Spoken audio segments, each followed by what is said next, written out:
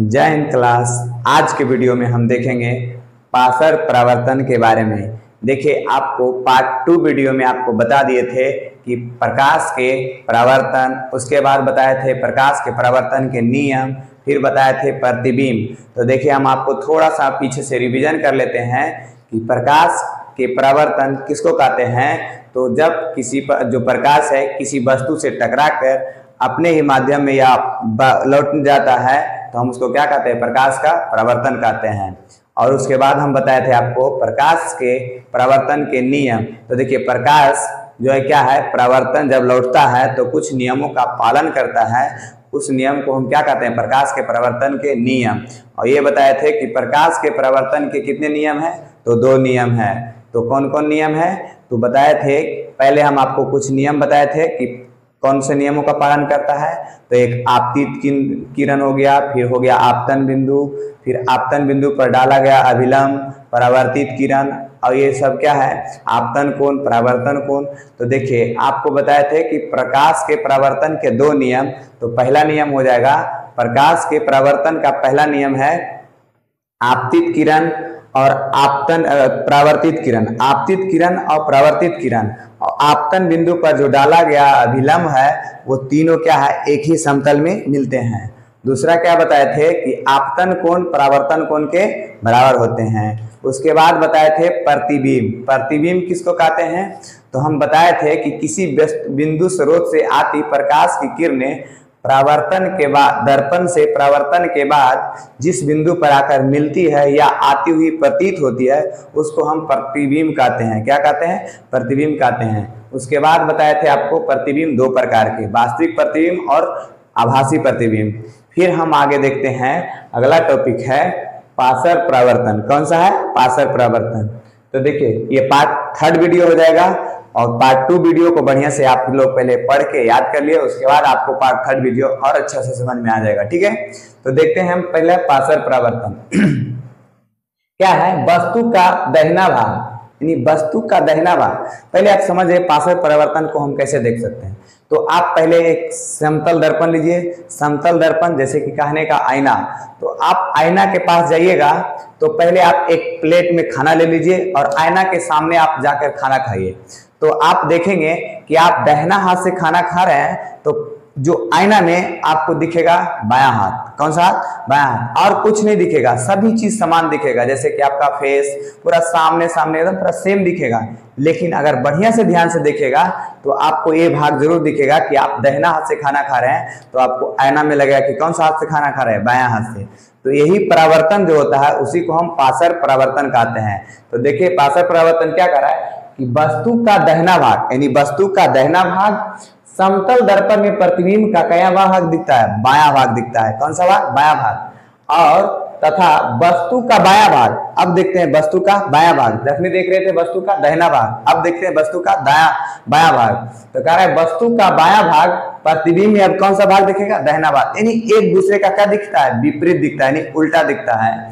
तो क्या करता है, उसी परावर्तन को हम क्या कहते हैं, पासर परावर्तन। आपको ये परिभाषा के लिए लिख दिए हैं और अगर समझने के लिए है तो आपको बताए थे अभी कि आप आईना के सामने जाइए और ये जो हम बताए हैं कि प्लेट से आप प्लेट में जो खाना खाएंगे तो आप दाहिना हाथ से खाइएगा तो आपको लगेगा बायां हाथ से खा रहे हैं, यानी आपको विपरीत दिखाई देगा। ठीक है, तो वही परिवर्तन कौन सा परिवर्तन कहते हैं, पासर परिवर्तन। आपको पासर परिवर्तन समझ में आ गया होगा। तो हम आगे देखते हैं क्या, समतल दर्पण द्वारा बने प्रतिबिंब की कुछ विशेषताएं हैं। समतल दर्पण जो है उससे जो प्रतिबिंब बनता है उसका कुछ विशेषताएं हैं। कौन कौन सा, तो पहला हम देखते हैं, अभी 5 लिखे हैं। तो पहला क्या कर रहा है कि प्रतिबिंब दर्पण के पीछे बनता है, यानी समतल दर्पण में जो प्रतिबिंब बनता है वह दर्पण के पीछे बनता है। कहां बनता है, दर्पण के पीछे बनता है। फिर दूसरा क्या कर रहा है, प्रतिबिंब के आकार वस्तु के आकार पर निर्भर करता है, यानी कि जो प्रतिबिंब बनता है समतल दर्पण में वो वस्तु कितना बड़ा है। जैसे आपको आईना के सामने आप छोटा बच्चा को रखेंगे तो आपको वहां पर ही छोटा ही बच्चा दिखेगा। आप अपने खुद खड़ा होइएगा, यानी बड़ा बच्चा खड़ा होगा तो आपको वहां पर ही बड़ा बच्चा दिखाई देगा। तो इस तरह से हम कह सकते हैं कि समतल दर्पण में जो प्रतिबिंब बनता है वो वस्तु के आकार पर निर्भर करता है। किस पर निर्भर करता है, वस्तु के आकार पर। तीसरा क्या कर रहा है, प्रतिबिंब जो है वस्तु की अपेक्षा क्या बनता है, सीधा बनता है। जो ऐसे वस्तु का है वही प्रतिबिंब वहां पर ही सीधा बनता है। फिर क्या कर रहा है, चौथा क्या कर रहा है, प्रतिबिंब पासर रूप में उल्टा होता है, जो कि अभी हम अक्सर समझा रहे हैं आपको कि पासर रूप क्या है। जब हम खाना खाते हैं तो उसमें देखते हैं ना कि उल्टा दिखाई पड़ता है ना हमको, तो समतल दर्पण में जो पासर परिवर्तन होता है उसमें प्रतिबिंब क्या दिखता है हमको, उल्टा दिखाई पड़ता है। फिर क्या कर रहा है, प्रतिबिंब आभासी होता है, इसको पर्दे पर नहीं उतारा जा सकता है। समतल दर्पण का जो प्रतिबिंब बनता है वो आभासी यानी काल्पनिक होता है, इसको पर्दे पर नहीं उतारा जा सकता है।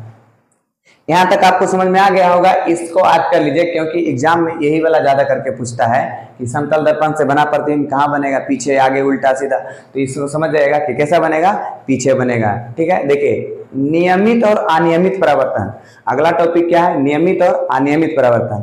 तो देखिए नियमित परावर्तन किसको कहेंगे और अनियमित परावर्तन किसको कहेंगे।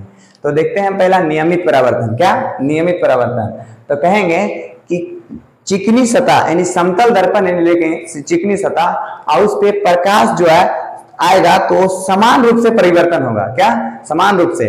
जैसे देखिए यहाँ पर आ रहा है समतल, ये चिकनी सतह हो गया, क्या है, ये चिकनी सतह है, पूरा प्लेन सरफेस है।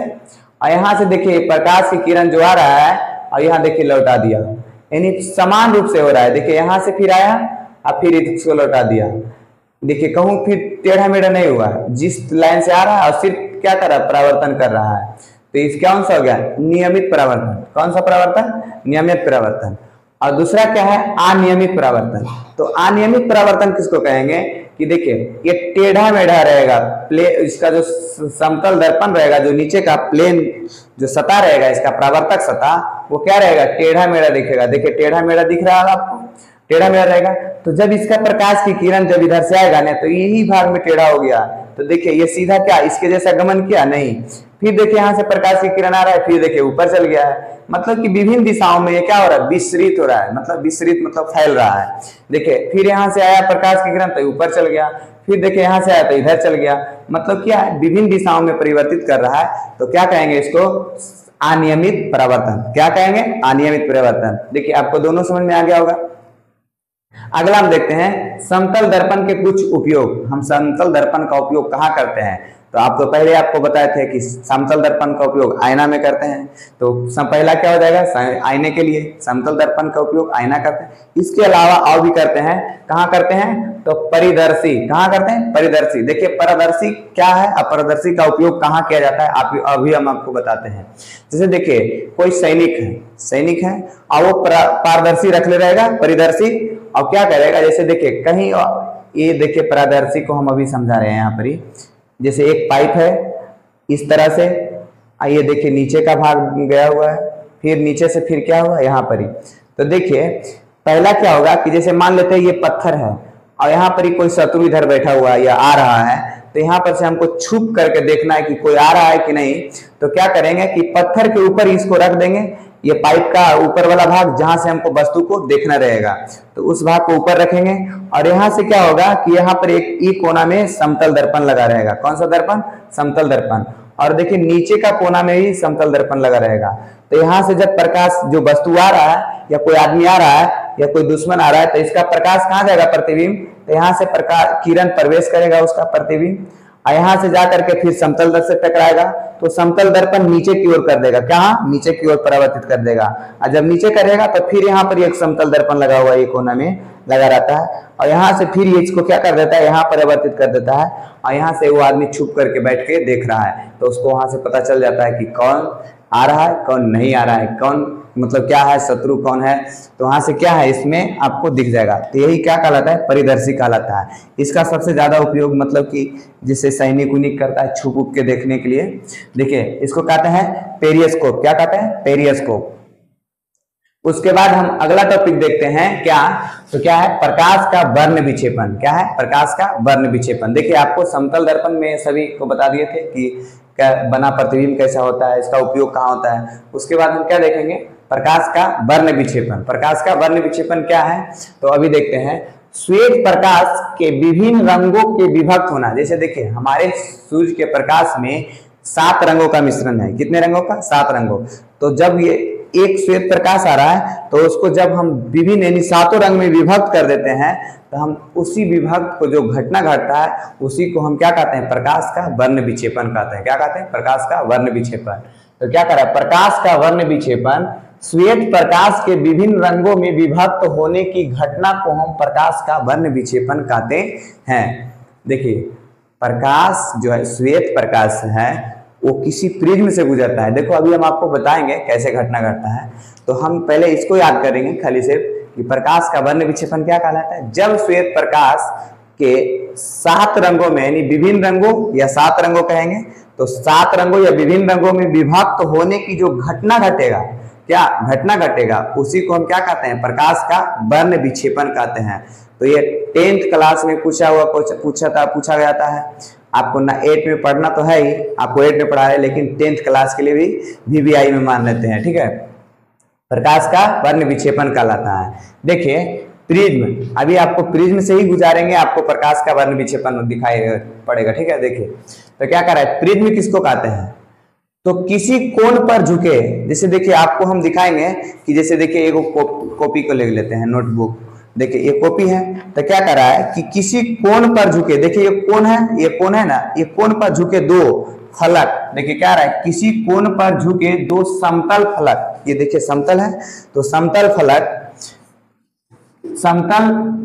यानी पृष्ठों के बीच घिरे हुए पारदर्शी, यानी पार कर जाए इसे प्रकाश की किरण, क्या पार कर जाए, यानी किसी समतल पर झुके किसी कोण पर 2 फलक, यानी एक इधर का पृष्ठ और दूसरा इधर का झुका हुआ रहना चाहिए। देखिए झुका हुआ दिख रहा है आपको, तो झुका हुआ रहना चाहिए। तो क्या कर रहा है, किसी कोण पर झुके 2 समतल पृष्ठ के बीच घिरे हुए, जो इसके बीच घिरा हुआ पारदर्शी माध्यम को हम क्या कहते हैं, प्रिज्म कहते हैं। पारदर्शी माध्यम मतलब पार कर जाना चाहिए, आपको पढ़ाया हुआ है पीछे का फर्स्ट पार्ट 1 वीडियो में कि पारदर्शी किसको कहते हैं। तो क्या कर रहा है कि पारदर्शी माध्यम जिससे क्या हो जाता है, ये पार हो जाना चाहिए प्रकाश की किरण। तो जैसे देखिए आपको यहाँ पर एक प्रिज्म दिख रहा होगा, तो देखिए इसका नीचे वाला भाग हो जाएगा, जैसे देखिए इसमें देखिए इसको A' मानते हैं, इसको B' और इसको C', लेकिन इसके पीछे वाला को ABC मानते हैं, क्या मानते हैं, ABC। अब देखिए A' और B' ये ऊपर की हो जाएगा और ABC देखिए आपका कहाँ हो जाएगा, नीचे हो जाएगा। अब देखिए इसके नीचे में देखिए यहाँ पर ये होगा C' और ये होगा B', यानी C' और B' यहाँ जाएगा, नीचे के भाग में C' और एक बड़ा भाग होगा B', और फिर यहाँ पर होगा B और C। तो नीचे का जो ये देखिए नीचे जो आ रहा है, ये पूरा एक कार्टून रखेंगे यहाँ पे, तो नीचे क्या हो जाएगा, प्लेन हो जाएगा। तो नीचे का भाग क्या कहलाता है, आधार कहलाता है। इसका क्या कहलाता है, आधार, मतलब नीचे रखा हुआ रहेगा। तो आपको इतना समझ में आया होगा। देखिए आगे हम क्या कर रहे हैं कि स्पेक्ट्रम किसको कहते हैं, क्या स्पेक्ट्रम। तो स्पेक्ट्रम के बारे में देखिए क्या कर रहा है कि स्पेक्ट्रम जब हम किसी प्रिज्म से, ये क्या आपको बताया था ना, प्रिज्म है A B और C, ये ABC है, प्रिज्म है, देखो ये प्रिज्म है ना ABC, और इसको खड़ा करके रखेंगे। तो क्या कर रहा है कि जब प्रिज्म से हम श्वेत प्रकाश को गुजारते हैं, तो देखिए यहाँ से गुजारा तो ये 7 रंगों में विभक्त होता है। कितने रंगों में, 7 रंगों में विभक्त होता है। और 7 रंग अभी आपको हम बता देते हैं। तो 7 रंग में विभक्त होता है, उसी को हम क्या कहते हैं, स्पेक्ट्रम, और इसको वर्णपट भी कहा जाता है। क्या कहा जाता है, वर्णपट। ये पर्दे पर जो इसको उतारा जाता है, तो इसमें वो पर्दा क्या कहलाता है, प्रकाश का वर्णपट या स्पेक्ट्रम कहलाता है। क्या कहलाता है, स्पेक्ट्रम। कितने रंगों में विभक्त होता है, 7 रंगों में। तो देखिए स्पेक्ट्रम समझ में आ गया होगा। देखिए स्पेक्ट्रम का स्पेलिंग याद करना बहुत आसान है। एस पेक लगाया, PEC, पेक, ट्रम के TRUM, स्पेक्ट्रम।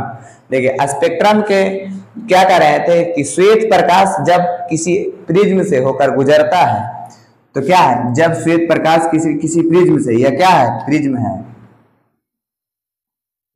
जब श्वेत प्रकाश किसी प्रिज्म से होकर गुजरता है, तो वो पर्दे पर, यानी यहाँ पर ये जो पर्दा है, ये पर्दे पर कितने रंगों में विभक्त होता है, 7 रंगों में विभक्त होता है। और वही 7 रंगीन पट्टी को हम क्या कहते हैं, प्रकाश का वर्णपट या स्पेक्ट्रम कहलाते हैं। तो आपको प्रकाश का वर्णपट या स्पेक्ट्रम समझ में आ गया होगा। देखिए स्पेक्ट्रम में जो बनता है ये 7 रंग, तो कौन कौन सा हो जाएगा, ऊपर में सबसे होगा रेड यानी लाल, फिर क्या होगा नारंगी ऑरेंज, फिर क्या होगा येलो यानी पीला, फिर होगा हरा, फिर होगा नीला, और फिर होगा जामुनी, और ये क्या होगा बैगनी। यानी सबसे ऊपर में आएगा लाल और सबसे नीचे में आएगा बैगनी। तो इसी को हम याद करेंगे तो एक ट्रिक है बैजानी हापी नाला, बैजानी हापी नाला। तो देखिए पहला शुरू से हो जाएगा वै, नीचे से आएंगे तो वै, जा से हो जाएगा जामुनी, वै जा, नी से हो जाएगा नारंग नीला, और हा से हो जाएगा हरा, और पी से हो जाएगा पीला, और ना करना से हो गया नारंगी, और ला करला से हो गया लाल। तो क्या हो गया बैजानी हापी नाला। देखिए बैजानी हापी नाला। तो इसको याद करने का ये अच्छा ट्रिक है कि बैजानी हापी नाला। तो कहेगा प्रकाश के अति स्पेक्ट्रम में कितने रंग, तो ऑप्शन में दिल रहेगा बैजानी हापी नाला 7 रंग। और क्या लिखा रहेगा कौन कौन 7 बैजानी हापी नाला। तो आपको ये बैजानी हापी नाला याद हो गया होगा। तो ये पार्ट 3 वीडियो आपको यहीं पर एंड करते हैं और अगले पार्ट 4 वीडियो में आपको आगे समझा दिया जाएगा। तो देखिए चैनल को सब्सक्राइब करिए और वीडियो को शेयर करिए और सभी दोस्तों के पास भेजिए। और इससे बेहतरीन अगर और आपको जो पढ़ना है तो आपको 10th क्लास में फिर प्रकाश पढ़ाएंगे, तो आप इसको और बेहतरीन ढंग से समझेंगे। देखिए क्लास वाइज में क्लास जितना दिया रहेगा उतना ही समझिए, क्योंकि आपको आगे जाएंगे तो नहीं समझ में आएगा। ठीक है, तो आज के वीडियो हम एंड करते हैं। जय हिंद क्लास।